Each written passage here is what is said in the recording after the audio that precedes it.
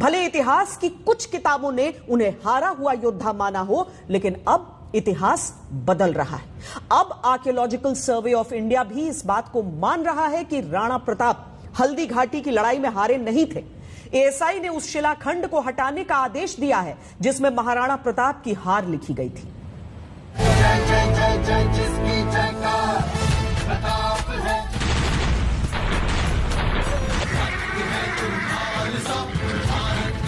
वीर सा मेरा पुत्र प्रताप है, प्रचंड तू अखंड तू सूर्य सा भी ताप है। राणा की तलवार एक बार युद्ध भूमि में बिजली सी चमकी तो फिर मयान में वापस नहीं गई।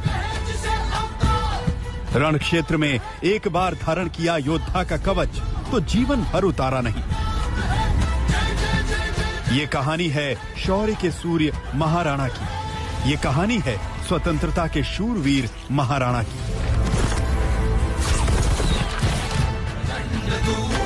मेवाड़ के महाराणा का शौर्य अद्भुत था।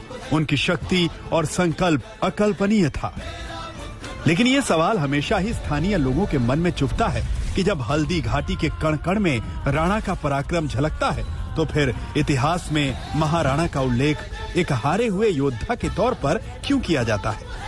इतिहास में क्यों ये दर्ज है कि महाराणा मुगलों से लड़े तो जरूर लेकिन जीते नहीं, आत्मसमर्पण तो नहीं किया लेकिन शासन भी नहीं कर पाए? क्या ये इतिहास सही है या इसमें तथ्यात्मक गलतियां हैं? इस समय ये देश का ट्रेंडिंग सवाल है।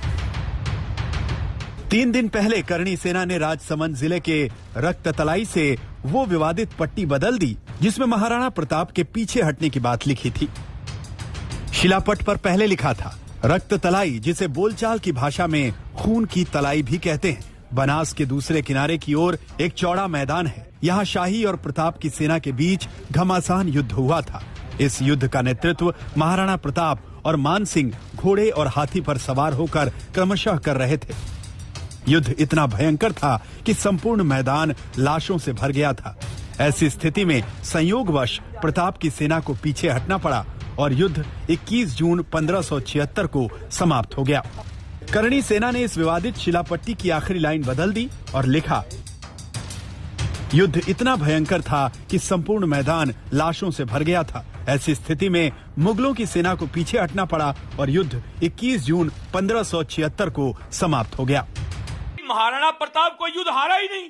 महाराणा प्रताप तो हमेशा लड़ा और आज भी महाराणा प्रताप की महानता के कारण, उनकी देशभक्ति के कारण, उनकी राष्ट्रभक्ति के कारण करोड़ों पर्यटक बाहर से आते हैं और हल्दी घाटी से एक मुट्ठी मिट्टी लेकर के जाते हैं और अपने देश में छिड़क करके ये कहते हैं कि महाराणा प्रताप जैसे वीर हमारे देश में भी पैदा हो।